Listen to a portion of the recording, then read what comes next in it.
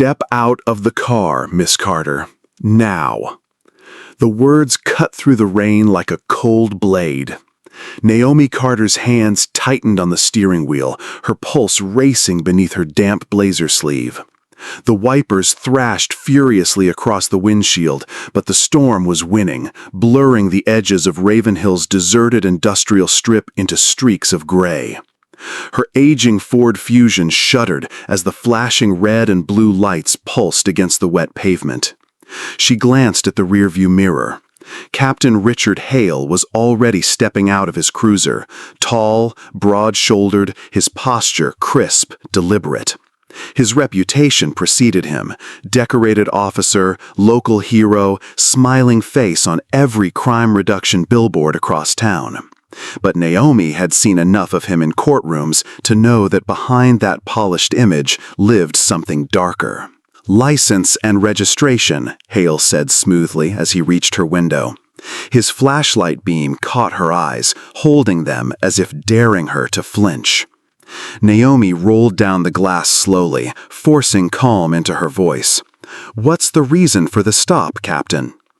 "Tail lights out. Dangerous in this weather." His words sounded official, but his eyes told a different story. Sharp, cold, watchful.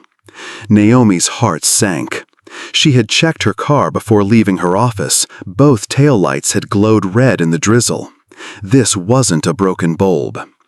She handed him her license with steady hands, refusing to show the storm rising in her chest.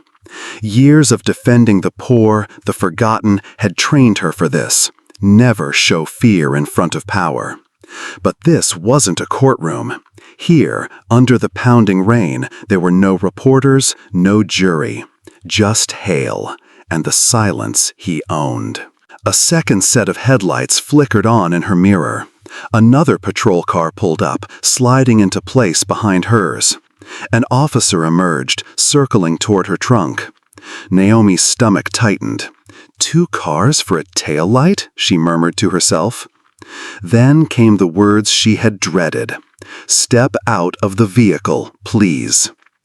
The rain soaked through her blazer as her shoes hit the asphalt. Hale positioned himself between her and the cruiser, his body language not aggressive, but absolute. "I'm going to search your car," he announced. "You don't have probable cause," Naomi replied instantly, her legal instincts firing. "I don't consent to a search." "I detected the odor of marijuana when you rolled down your window." His lie rolled out smooth as silk, practiced.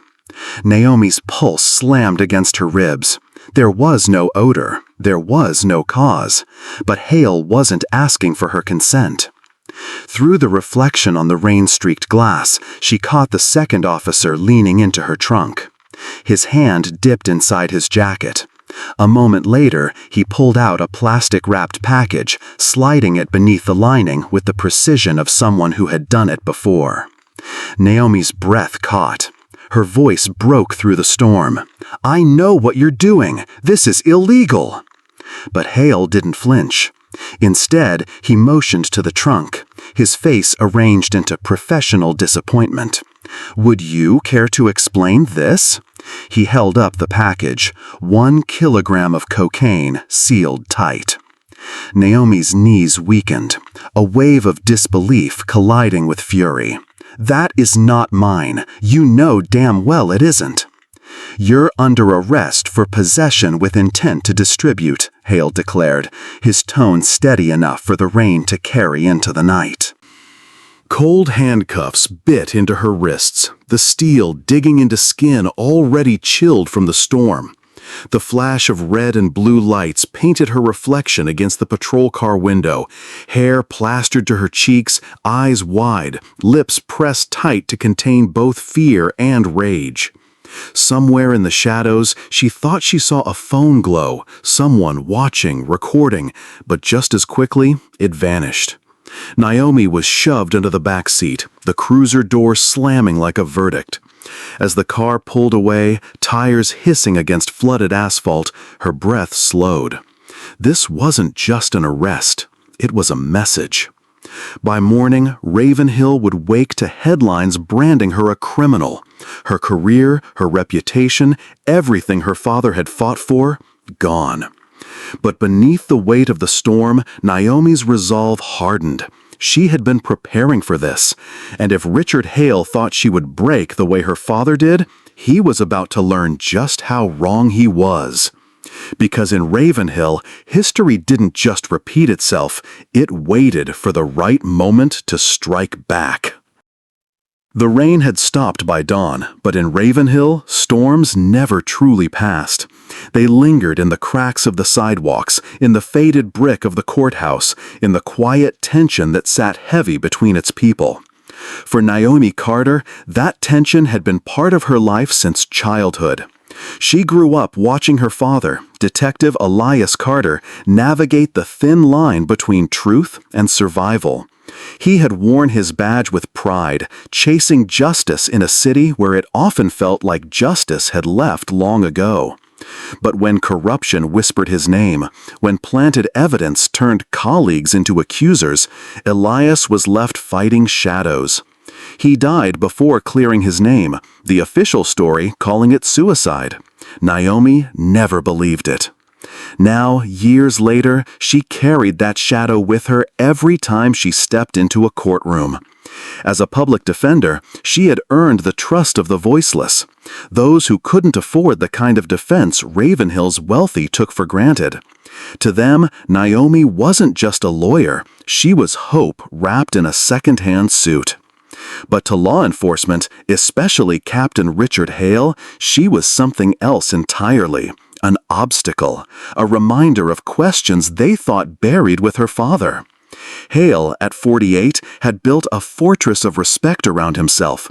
Silver threads in his hair and a voice trained for press conferences, he was celebrated as the man who cut crime by 30%. His outreach programs brought him cameras, handshakes, and headlines. Parents trusted him. Judges admired him. Reporters leaned in when he spoke. Yet beneath the polished veneer, Naomi saw the cracks, the patterns in arrests, the missing files, the cases that never quite made sense.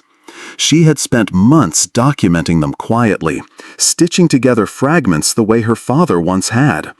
Traffic stops with no witnesses, confiscated drugs that never made it to evidence lockers, defendants, often poor, often minorities, who swore the same words. It wasn't mine. Naomi knew better than to believe in coincidence. The night before her arrest, she had been reviewing one of those cases when her sister called. "You're still at the office?" Elena Carter's voice, sharp but familiar, had carried through the line. Elena, 3 years younger, had chosen journalism instead of law. Where Naomi built arguments in court, Elena chased stories in the streets. She was relentless, like their father, her notebook always half filled with questions others were too afraid to ask. "I'll be home soon," Naomi had promised, "just finishing up." Elena had sighed, half amused, half worried. "You work like the city depends on you."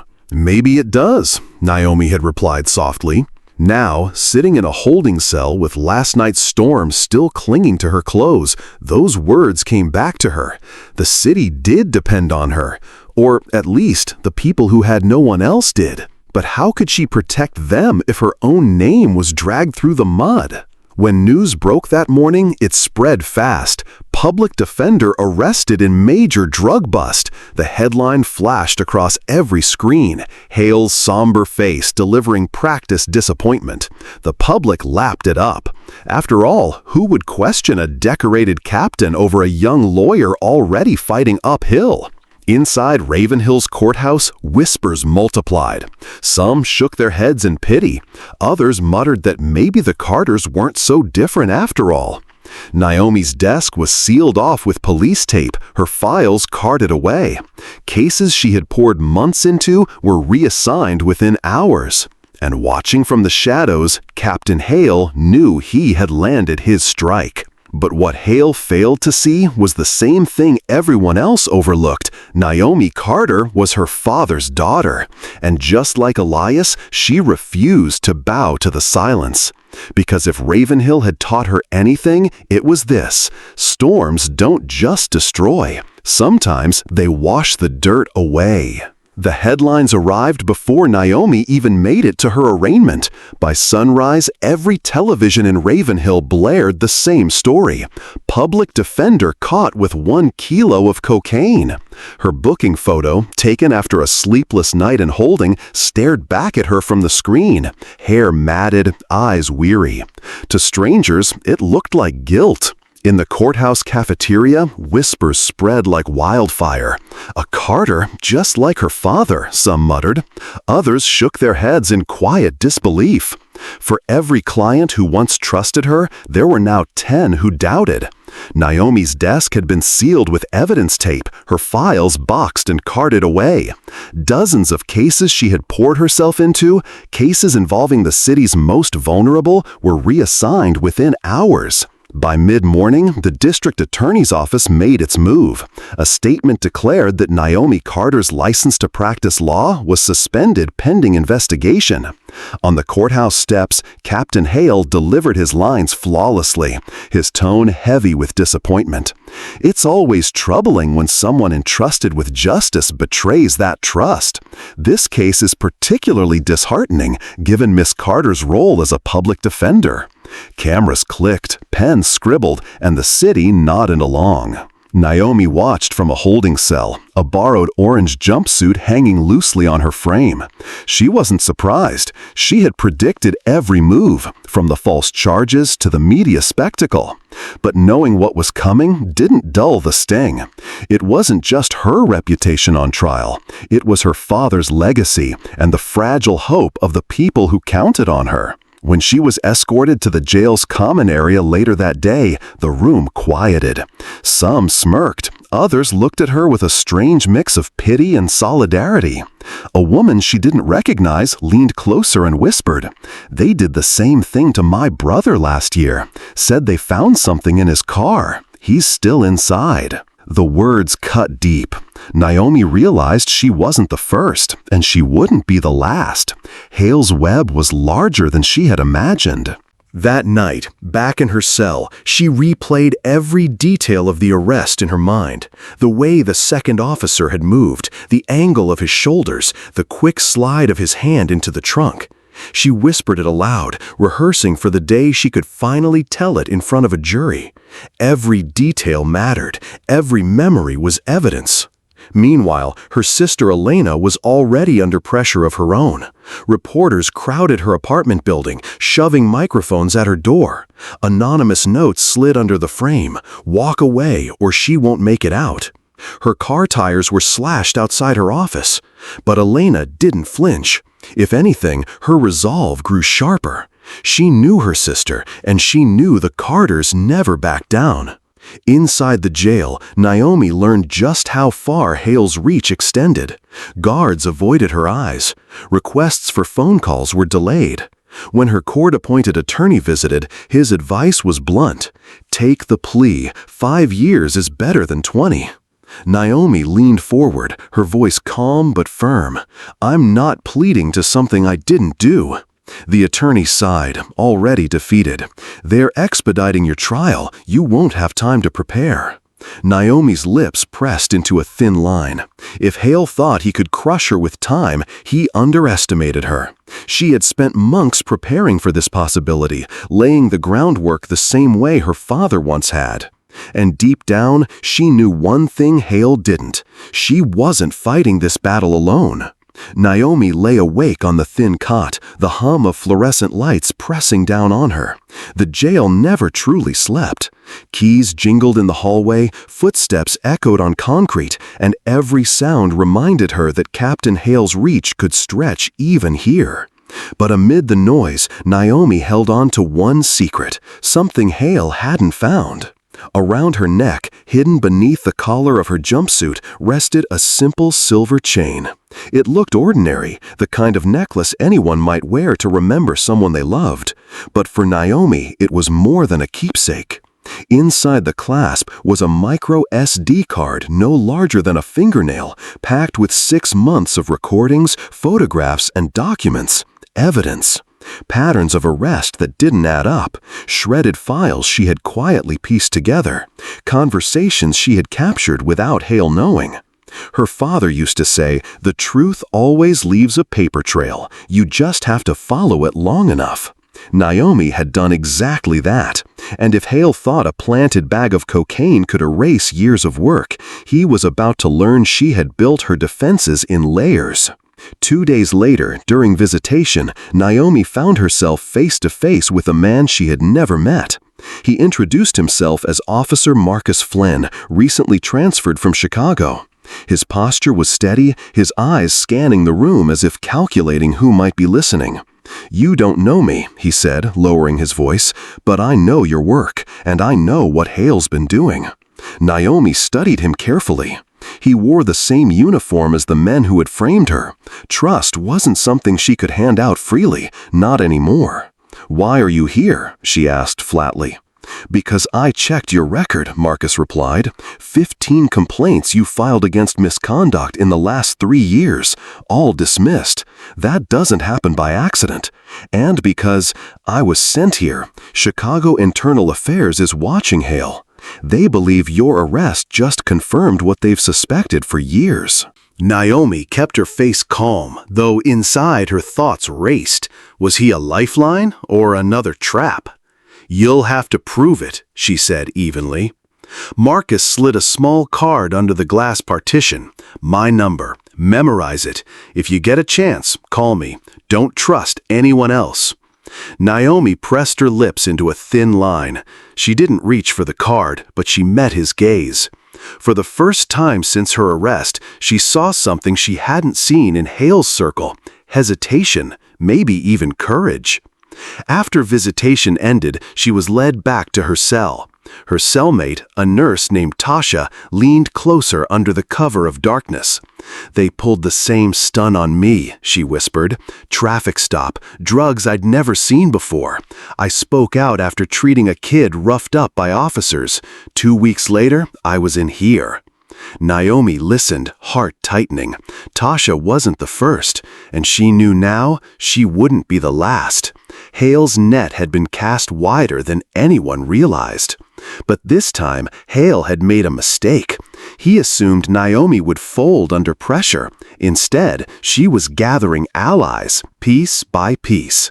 A sister who refused to stay silent, a fellow prisoner who confirmed the pattern, and maybe even a cop willing to turn against the system he served. As Naomi lay back down, the silver chain cool against her skin, she whispered to herself, "You didn't bury me, Hale. You just dug your own hole." Monday morning came heavy with gray skies, as if the weather itself sensed what was about to unfold. The courthouse steps swarmed with reporters, their microphones raised like weapons, cameras blinking in rapid flashes. Headlines had already painted Naomi Carter as the fallen defender, the lawyer who betrayed the very oath she swore to uphold. And now everyone wanted to see the end of her story. Inside, courtroom 3 was packed beyond capacity. Lawyers, clerks, and curious citizens filled the benches, the air buzzing with anticipation. At the front, Captain Richard Hale sat straight-backed in his immaculate uniform, jaw tight, expression unreadable. To the gallery, he was still Ravenhill's hero: silver hair, crisp posture, the man credited with cutting crime by nearly a third. He radiated confidence, as though the outcome of this trial was already in his pocket. Naomi was led in through the side door, chains clinking softly around her wrists and ankles. The orange jumpsuit she wore hung loose, but her presence carried weight. She held her head high, refusing to let the room see her broken. Murmurs rippled through the gallery as she passed, some whispers of sympathy, more of judgment, but Naomi's eyes stayed forward. Judge Grant entered, gavel striking the bench. "The state versus Naomi Carter," he announced, his voice echoing off marble walls. The prosecutor, District Attorney Collins, rose first. His words were sharp, rehearsed. "Your Honor, the evidence against Miss Carter is overwhelming. She was caught in possession of 1 kilogram of cocaine, street value over $30,000. As an officer of the court, this betrayal is particularly egregious.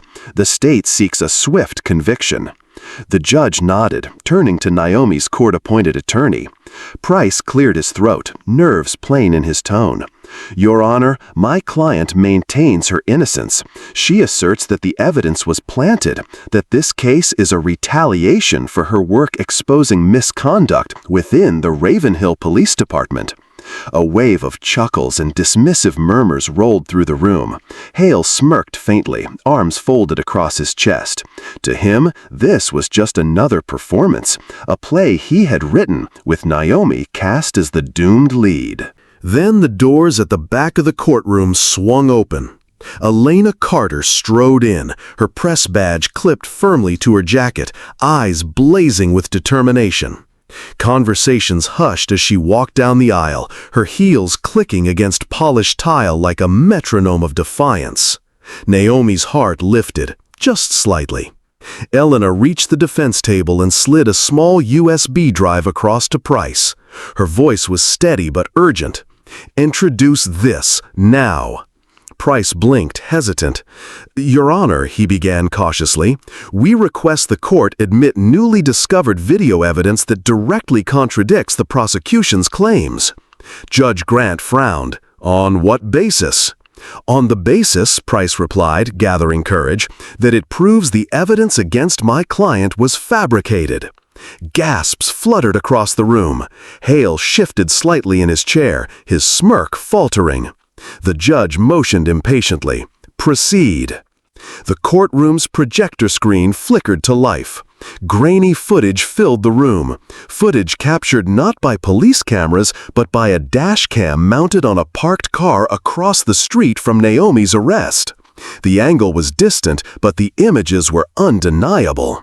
The video showed Naomi standing beside her Ford Fusion, rain pouring down. An officer circled the car, hand dipping into his jacket. He pulled out a plastic-wrapped package and slipped it neatly under the trunk lining. Moments later, he called Captain Hale over, who performed the staged discovery with all the flourish of a theater actor. The gallery erupted. Gasps, shouts, the frantic scribble of reporters' pens. Cameras clicked wildly, capturing Hale's tightening jaw, his mask of professionalism beginning to crack. Naomi rose slowly, her chains rattling.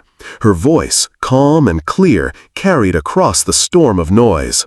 "That is what happened, Your Honor. Not speculation, not excuses. The truth." Judge Grant frowned, striking his gavel for silence. "Order. This court will have order." Captain Hale sprang to his feet, voice sharp. "This footage could be fabricated. It proves nothing." But before the room could settle, another figure stood from the gallery. Officer Marcus Flynn. His badge gleamed under the lights, his voice steady. "Then explain this." He held up printed GPS logs and financial records. 3 months of documented visits Captain Hale made to a warehouse registered under Clearwater Holdings. Each visit coincided with shipments of seized narcotics that never entered evidence. Shortly after each visit, cash deposits into offshore accounts, hundreds of thousands of dollars, regular, consistent, impossible to ignore. The room roared again, disbelief giving way to outrage. The judge banged his gavel, demanding order. Naomi turned, her gaze locking onto Hale. For years, he had hovered like a shadow over her family, the man who smeared her father's name, who thought he could end hers. Her voice cut through the din, low but piercing. "You thought you buried me, Captain, but I was recording every shovel of dirt." The silence that followed was heavier than any outburst. Hale's face drained of color. At that moment, the side doors opened. Federal prosecutors entered, flanked by plainclothes agents. One of them stepped forward, his voice firm and unshakable. Captain Richard Hale, this is a federal warrant for your arrest. Charges include narcotics distribution, evidence tampering, and conspiracy under the RICO statute. The room froze. Hale's hands twitched towards his belt, instinctively reaching for a weapon that wasn't there. But before he could move, Marcus Flynn and 2 federal agents closed in, snapping cuffs around his wrists. The metallic click reverberated through the room like justice itself sealing shut. "No!" Hale barked, thrashing once, but the fight was gone from his eyes. He looked not like a hero, not like a captain, but like a man cornered by the truth. Reporters shouted over one another, flashes turning the scene into a staccato of light. Judge Grant slumped back in his chair, pale. The gallery buzzed with the realization that the story they had come to witness was not the fall of Naomi Carter, but the collapse of Richard Hale. Naomi lowered herself back into her seat, chest rising with slow, deliberate breaths.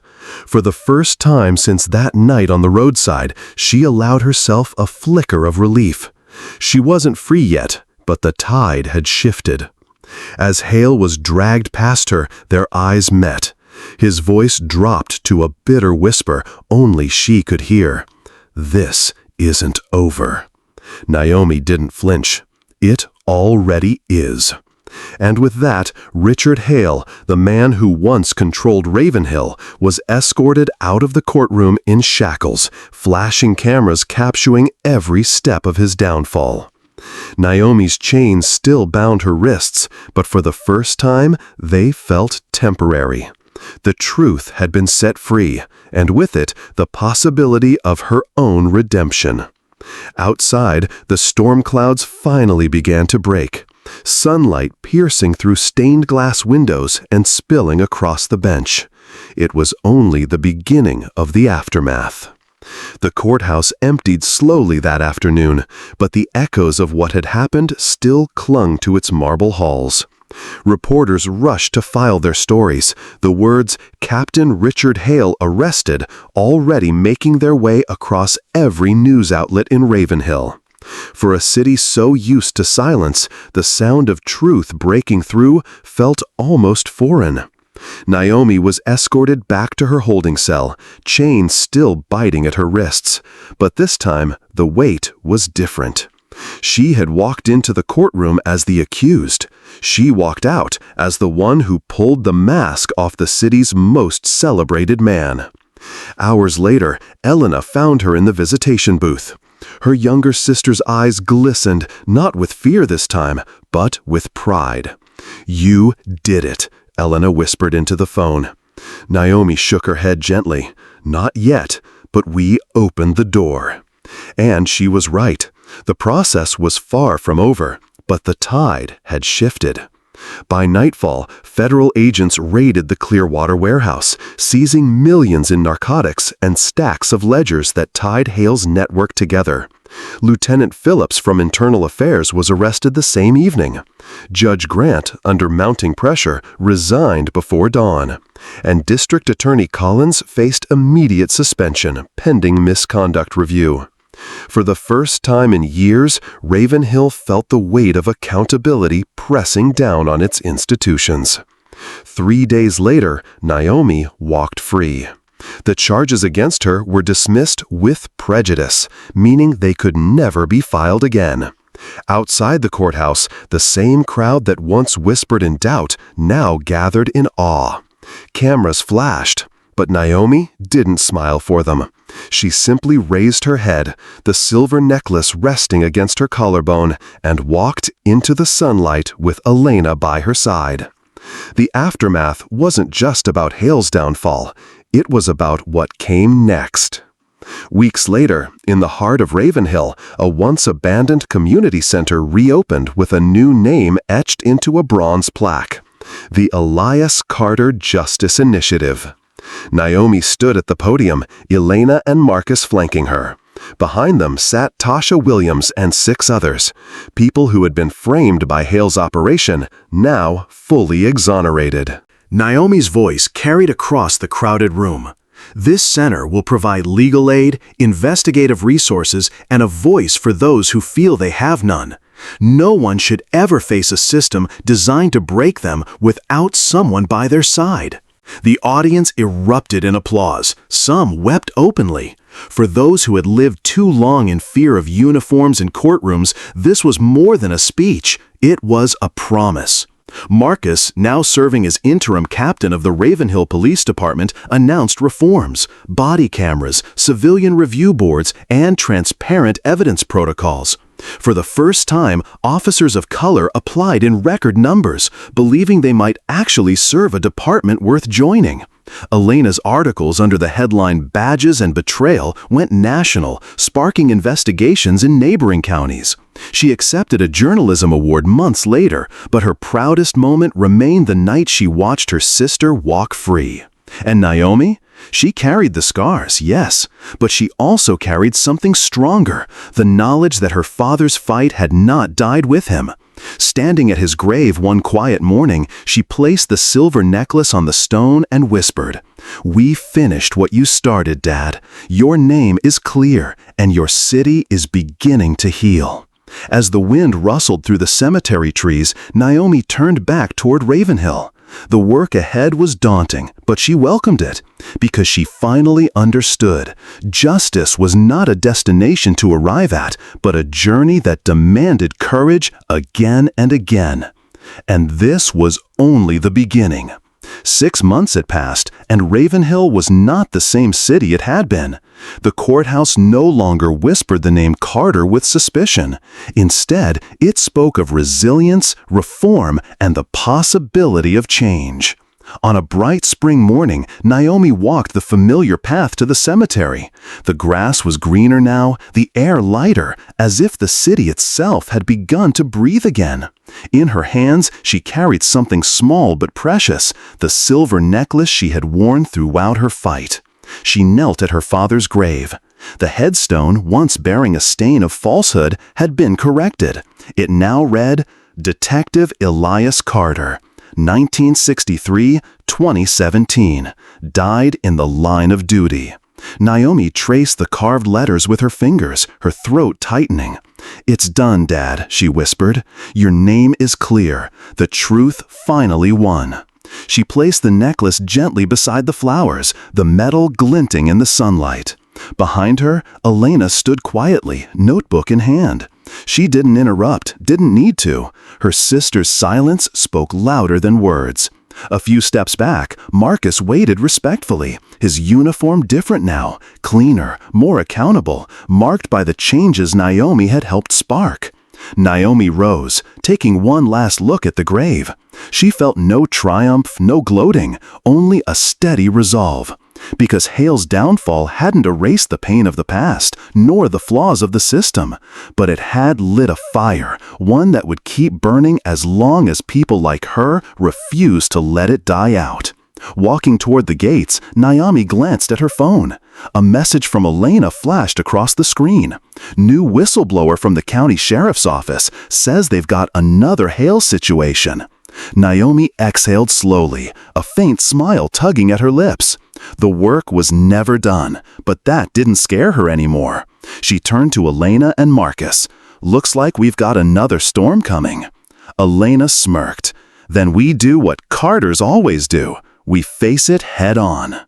As they walked away together, sunlight spilled over Ravenhill, casting long, golden shadows across the path.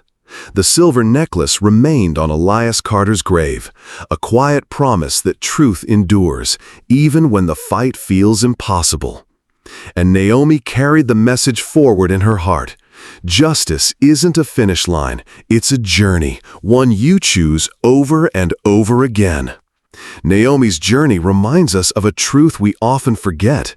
Injustice thrives in silence. For years, she was underestimated, targeted, and even framed, but her refusal to give up proved that dignity and persistence are stronger than any scheme built on lies. In a world where power can sometimes overshadow fairness, her story shows that standing tall, no matter how heavy the storm, can turn the tide. This is not just about one courtroom or one corrupt official. It is about every place where people are dismissed because of where they come from, what they look like, or the role they play in society. Naomi's resilience teaches us that our worth is not determined by titles or circumstances, but by the courage we show when everything seems lost. As the saying goes, the darkest hour is just before the dawn. When we choose to confront injustice, even in small ways, we become part of the light that breaks it apart. For older generations especially, this story may stir familiar memories of times when speaking out was dangerous, when silence felt safer. But Naomi's example encourages us to believe that even one voice, steady, truthful, and unyielding, can spark change not only for ourselves, but for those who come after us. Justice, like a journey, is never truly finished. It's something we must keep choosing again and again. Now I'd love to hear from you. What lesson touched you the most in this story? Have you ever faced a moment when you had to stand up for what was right, even when it cost you? Share your thoughts in the comments below. Leave a like if you believe in fighting for fairness, and subscribe so you don't miss more powerful stories like this one.